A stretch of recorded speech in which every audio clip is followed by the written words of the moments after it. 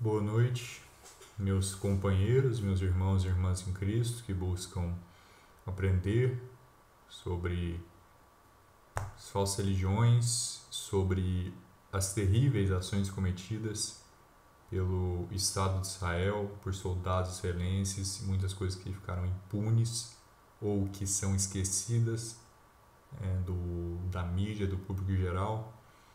E aqui nesse vídeo, pode ser que seja o último, que eu vou falar desse assunto especificamente, vamos tratar ele em duas partes. A primeira será lida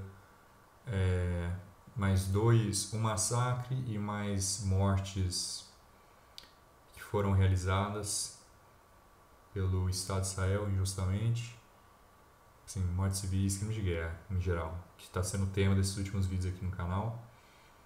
E depois iremos analisar o problema da pedofilia no judaísmo, que é um assunto assim que me noja no fundo do coração, na repulsa, que infelizmente tem que ser tratado, tem que ser falado, porque isso é a verdade, isso é uma coisa que está acontecendo. E são pouquíssimas pessoas, eu não estou falando no Brasil, não, estou falando no mundo, que falam sobre as questões, que abordam essas questões. Então, aqui nesse canal, esse tema vai ser abordado. O massacre de Safsaf. O massacre de Safsaf ocorreu em 29 de outubro de 1948, após a captura da vila árabe-palestina de Safsaf, na Galileia, pelas Forças de Defesa de Israel, IDF. A vila foi defendida pelo 2º Batalhão de Yarmouk do Exército de Libertação Árabe. Safsaf foi a primeira aldeia a cair da Operação Irã, cujo objetivo, de acordo com a IDF, era destruir o inimigo no bolsão da Galiléia Central, assumir o controle de toda a Galiléia e estabelecer uma linha de defesa na fronteira norte do país. A vila foi atacada por 2 pelotões de carros blindados e uma companhia de tanques da 7ª Brigada, em uma batalha feroz que durou da noite até às 7 horas da manhã seguinte. As evidências de um massacre no qual 52 e 64 aldeões foram mortos pela IDF vêm de várias fontes contemporâneas do governo israelense e da história oral árabe. As evidências sugerem que 52 homens tiveram as mãos amarradas, foram baleados e mortos e foram enterrados em uma cova. Várias mulheres relatam alegações de estupro pela IDF, ou Força de Defesa Israelense, FDI, incluindo estupro e assassinato de uma garota de 14 anos. Pelo menos 2 investigações internas foram iniciadas durante 1948 e 1949 pela IDF, mas seus relatórios permanecem confidenciais. Alegações de massacre. Contas israelenses, a gente vai ver a conta israelense e as contas árabes, tudo bem? Então, o que foi relatado de cada lado? O que foi relatado por Israel? Uma fonte importante são os diários de Yosef Nashmani, um oficial sênior de Haganah, que também foi diretor do Fundo Nacional Judaico da Galiléia Ocidental de 1935 a 1965. Ele visitou Safsaf, ou a área ao redor, em 6 de novembro, acompanhado pelo israelense ministro para Assuntos das Minorias, Peshor Shalom Shertrit. Os homens foram informados por Immanuel Friedman, um representante do Ministério de Assuntos das Minorias, que falou sobre os atos cruéis de nossos soldados. O diário de Nashmani foi divulgado pelo governo israelense no início dos anos 1980. Já havia sido publicado antes, mas como as passagens sobre o massacre omitidas. Então, mentiras, omissões, escondendo, ataques a civis, explosões, pedofilia, estupro. E pessoas vão defender, com todas as forças, o Estado de Israel. Não vão reconhecer. Ah, mas outros países fazem. Infelizmente fazem. Crimes de guerra acontecem por todos os países. Mas ninguém defende. Com tanta ferrenha vontade que eu vejo cristãos defendendo Israel. Essa cegueira que é defender, endeusar, idolatrar esse país que não tem nada a ver com Deus. Nem a estrela de Davi, você não acha menção de estrela de Davi na Bíblia? Você acha menção de estrela de Renfa, também estrela de demônios. E é isso que essa estrela de Davi, que está na bandeira deles, representa. Em 6 de novembro de 1948, Nashman escreveu em Sassaf: depois que os habitantes ergueram uma bandeira branca, os soldados se reuniram e separaram os homens e mulheres, amarraram as mãos de 50 e 60 Felahi, camponeses, e atiraram e mataram e enterraram em uma cova. Além disso, eles estupraram várias mulheres. Isso é o relato israelense. Depois de listar supostas atrocidades em outras aldeias, Elabon, Faradiá e Salihá, Naamá escreveu: de onde eles vieram com tamanha crueldade como nazistas. Não há maneira mais humana de expulsar os habitantes do que por tais métodos. Mosherem relatou um massacre em uma reunião do comitê. Não há maneira mais humana do que expulsar os habitantes por tais métodos? É uma pergunta. Mosherem relatou um massacre em uma reunião do comitê político de Mapam, mas suas palavras foram retiradas da ata.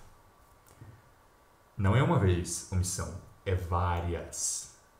É algo contínuo, não são eventos isolados. Atirar em uma pessoa desarmada e matar ela, atirar com bala de borracha em um palestino de costas, desarmado, andando assim, tem vídeo disso. Eu vou deixar todos os links para qualquer um que quiser, porque é uma coisa muito importante a gente saber que tais coisas acontecem, para a gente não ficar cego igual esses cristãos ficam, que a maioria não deve nem ser salvo, não deve nem acreditar que a salvação é pela fé, que a salvação é eterna, infelizmente. Relatou o massacre, foramitizados, de acordo com notas da reunião de Aharon, Cohen, Aaron falou de Sassaf, 52 homens amarrados com uma corda, empurrou um moço e atirou, 10 mortos, mulheres implorando por misericórdia, 3 casos de estupro, 14 estuprados, outros 4 mortos. Quantos árabes?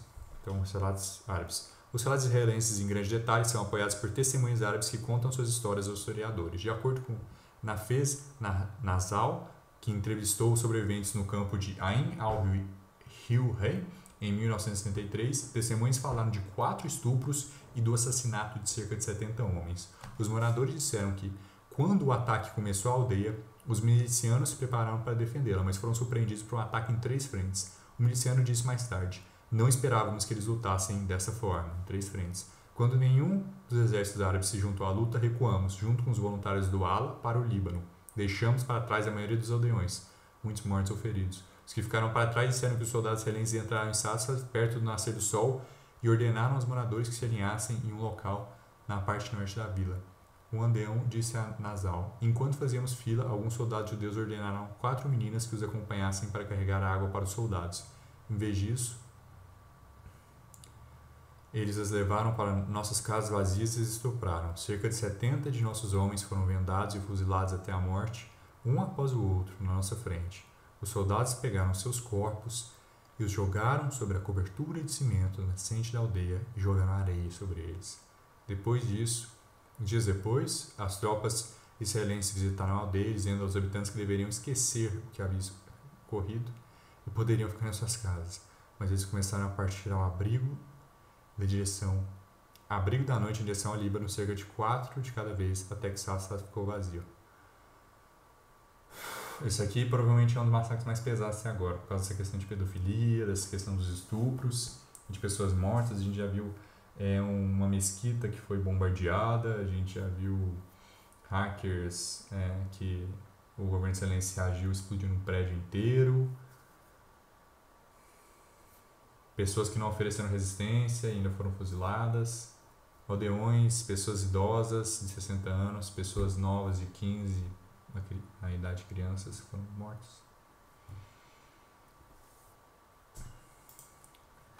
Então aqui nesse site Amnesty International tem várias seções sobre Israel, vários países aqui. Eu vou focar nos assassinatos ilegais, que está sendo mais o tema daqui.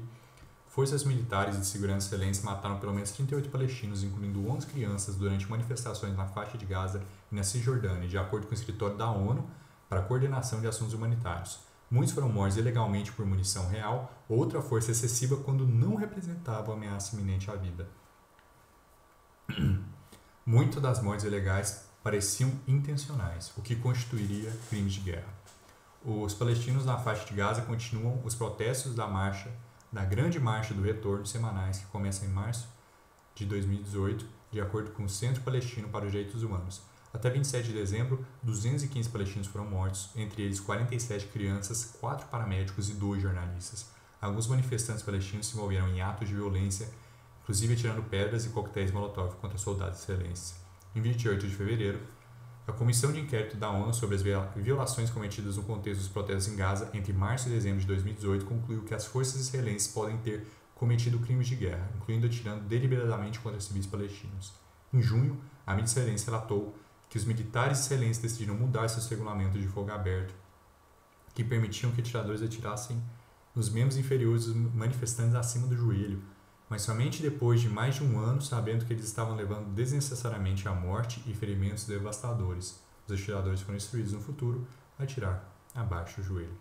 Em 16 de maio, o exército israelense encerrou a investigação sobre o assassinato de Ibrahim Abu Turaya, que usava uma cadeira de rodas durante os protestos em Gaza de dezembro de 2017, sem apresentar qualquer acusação. Em 30 de outubro, o exército sentenciou um soldado israelense que matou o palestino Othman Salas, de 15 anos, durante protesto em Gaza, em julho de 2018. O serviço comunitário reduziu sua patente por colocar uma vida em risco ao se desviar das ordens. Os ataques aéreos e bombardeamentos israelenses na faixa de Gaza mataram 28 civis palestinos que não participavam diretamente das hostilidades, incluindo 10 crianças.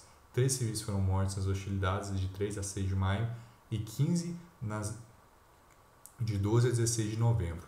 Alguns dos ataques em que civis foram mortos ou feridos parecem ter sido indiscriminados ou desproporcionais ou realizados sem as precauções adequadas para poupar civis. Me lembra de explodir uma mesquita, explodir um prédio inteiro, sem nenhuma preocupação, atacar um barco americano que está passando por aí.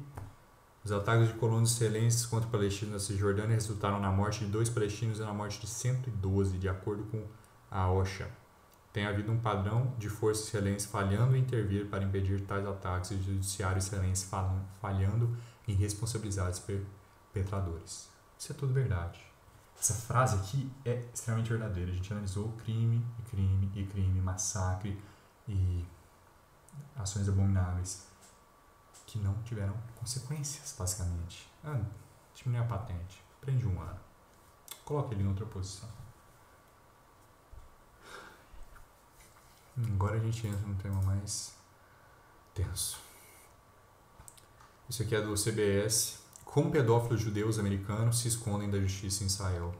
Tel Aviv é uma vigilância intensa, esperando o aparecimento de Jimmy Julius Carroll. Ele é um homem procurado e considerado perigoso, acusado de agredir sexualmente uma menina de 9 anos no Oregon em 2000. Ele fugiu para Israel antes que as autoridades dos Estados Unidos pudessem prendê-lo ou descobrir para onde ele foi. Carroll tem fugido da aplicação da lei dos Estados Unidos desde então. Atualmente, a Interpol, uma organização intergovernamental, tem um aviso vermelho para alertar a polícia em todo o mundo que ele é um fugitivo. 2 anos depois de fugir dos Estados Unidos, Carroll foi condenado por um tribunal israelense por abuso sexual infantil em um caso separado. Ele cumpriu pena e foi solto. Agora, outra suposta vítima israelense se apresentou, dizendo que ele começou a abusar dela quando ela tinha 5 anos de idade e continuou por anos. Carroll evitou com sucesso as autoridades movendo-se entre comunidades em Israel por quase 2 décadas. E ele não está sozinho. Então aqui a gente viu um pedófilo judeu que fugiu dos Estados Unidos para Israel com a sua cidadania garantida. Foi indiciado por estupro lá, por pedofilia lá. Então o caso separado de novo. Foi solto. Cometeu de novo. Diversas vezes. E moveu de comunidade para comunidade. Tranquilo. Sem problema nenhum. Então a gente vê aqui que isso é um problema. Não é só judicial não, mas um tanto quanto cultural. O cara fugindo pelas comunidades sem problema nenhum e não sendo o único que realizou isso, tem um problema muito grande envolvido nisso. Problema generalizado. Uma investigação da CBS News descobriu que muitos pedófilos americanos acusados fogem para Israel e trazê-los à justiça pode ser difícil. A Jewish Community Watch, JCW, uma organização americana que rastreia pedófilos acusados, vem tentando há anos encontrar Carroll e ajudá-lo a levá-lo à justiça. GCW diz que Carroll e outros homens e mulheres procurados têm sido capazes de explorar um direito conhecido como Lei do Retorno, pelo qual qualquer judeu pode se mudar para Israel e obter automaticamente a cidadania. Desde que a pequena organização começou a rastrear pedófilos acusados em 2014, ela diz que mais de 60 fugiram dos Estados Unidos para Israel. Dados seus recursos limitados para identificar esses indivíduos, O JCW diz que o número real é provavelmente muito maior. A mesma coisa que está acontecendo na Igreja Católica agora em todo o mundo, exatamente a mesma coisa que está acontecendo em nossa comunidade, diz o fundador do JCW, Mir Seward, a CBS News. Os acobertamentos são os mesmos. O estigma, a vergonha. Seward diz que as comunidades judaicas fortemente unidas nos Estados Unidos às vezes recebem acusações contra o membro como incredulidade. Isso pode ter um efeito assustador. Todos vão e cercam esse indivíduo e o apoiam porque não conseguem acreditar que uma pessoa possa cometer tal crime. Então, um favorecimento, um respeito de pessoas enorme. Eles ficam do lado do agressor e o abuso continua, diz Seward. Eles o colocam em outra comunidade. Alguns anos depois, ele fez a mesma coisa e ouvimos mais alegações de que a pessoa está abusando de crianças. As vítimas não querem se manifestar quando veem isso. GCW diz que a maioria de seus casos se origina de enclaves de judeus ortodoxos modernos a ultra-ortodoxos nos Estados Unidos, mas isso acontece em toda a comunidade judaica. Como os perpetradores não podem ser responsabilizados, a menos que as vítimas se manifestem, muitos casos não são denunciados para tentar trazê-los à luz. O GCW realiza eventos de conscientização em todos os Estados Unidos e oferece às vítimas de abuso sexual aconselhamento e apoio emocional. Tem o resto da notícia, muito grande mesmo o resto da notícia, eu acho que dá outros exemplos, eu não vou ler por causa de questão de tempo, tudo bem? Então, indo aqui para outra questão. The New York Times, isso aqui não é notícia nazista não, notícia antissemita, isso aqui é notícia de esquerda pra caraca do mundo. Só que muito tempo atrás que foi. Tem uma aqui que eu acho que até que é mais nova, de 2020. Essa última notícia que eu li, ela foi de 2020, 19 de fevereiro de 2020. E essa aqui foi de 2012, então são problemas recentes. E, assim, hoje em dia, muita pessoa não considera isso esses jornais de ultradireita. Ultra-ortodoxos evitam seus próprios por denunciar abuso sexual infantil. O primeiro choque veio quando Mordecai Jungreis soube que seu filho adolescente com deficiência mental estava sendo molestado em uma casa de banho ritual judaica da Brooklyn. A segunda aconteceu depois que o Sr. Jungreis reclamou e o homem acusado do abuso foi preso. Velhos amigos começaram a passar impassíveis por ele e sua família nas ruas de Williamsburg. O senhorio os expulsou do seu apartamento. Mensagens anônimas encheram a secretária eletrônica, amaldiçoando o Sr. Jungreis por entregar outro judeu. E disse ele, a mãe de uma criança em uma cadeira de rodas, confrontou a sogra do Sr. Jungreis, dizendo que o mesmo homem havia molestado seu filho. E ela não denunciou esse crime. Então por que seu genro precisaria? Eu não denunciei. Pô, molestou meu filho e daí? E daí? É um judeu. São pessoas superiores como eu. Eu não vou denunciar, não vou levar à justiça. Não aconteceu, não. Isso aconteceu, você não ouve falar. Calada. Não é só sistema judicial, cultural. E a gente vai entender o porquê daqui a pouquinho. Ao cooperar com a polícia e falar abertamente sobre o abuso de seu filho, Jungreis, 38, se viu na frente dolorosa de um problema que perturbava sua comunidade insular racídica. Houve lampejos de mudança quando um pequeno número de judeus ultra-ortodoxos, adotando normas religiosas e culturais de longa data, começou a relatar acusações de abuso sexual infantil contra membros de suas próprias comunidades. Mas aqueles que se apresentam frequentemente encontram intensa intimidação de seus vizinhos e de autoridades rabínicas, com o objetivo de pressioná-los a abandonar seus casos. Vítimas de abuso e suas famílias foram expulsas de escolas religiosas e sinagogas, evitadas por outros judeus ortodoxos, e alvo de assédio com a intenção de destruir seus negócios. As famílias de algumas vítimas receberam ofertas de dinheiro, aparentemente para ajudar a pagar a terapia das vítimas, mas também para parar de processar as acusações de ser as vítimas e seus defensores. Então, tem ainda também uma história bem longa, aqui, bem longa, para quem quiser ler, que eu não vou citar no vídeo, por questão de tempo,